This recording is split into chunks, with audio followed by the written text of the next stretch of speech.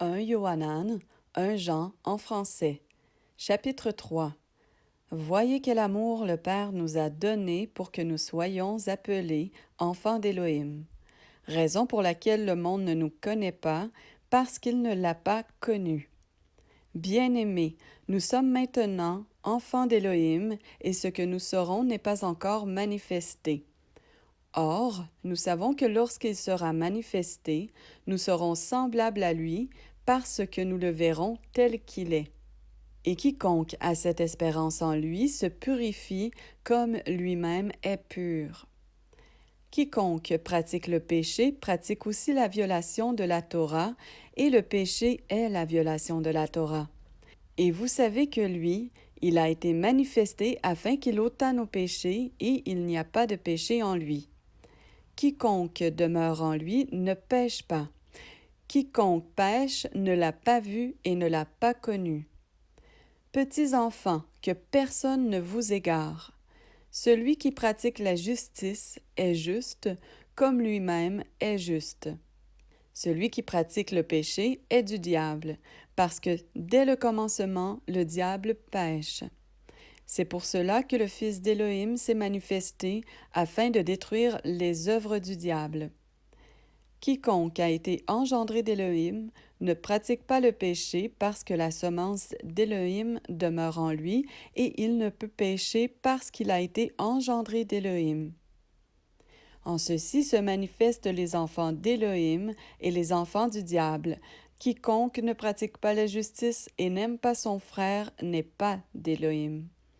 Car tel est le message que vous avez entendu dès le commencement, que nous nous aimions les uns les autres, non pas comme Caïn, qui était du mauvais et qui tua son frère.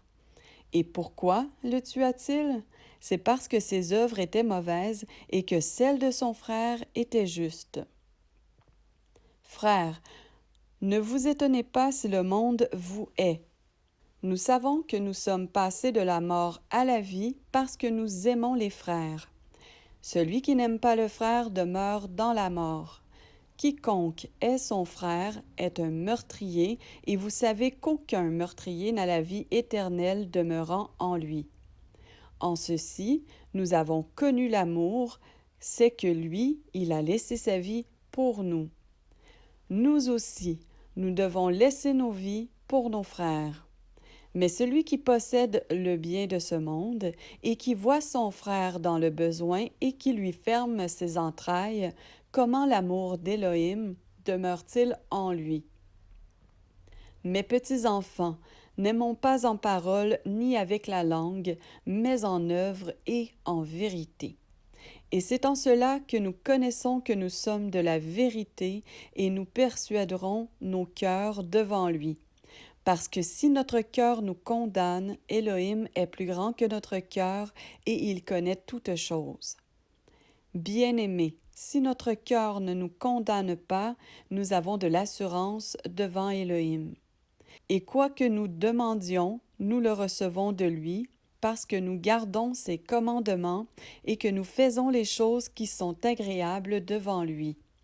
Et c'est ici son commandement que nous croyions au nom de son Fils Yoshua Mashiach et que nous nous aimions les uns les autres selon le commandement qu'il nous a donné.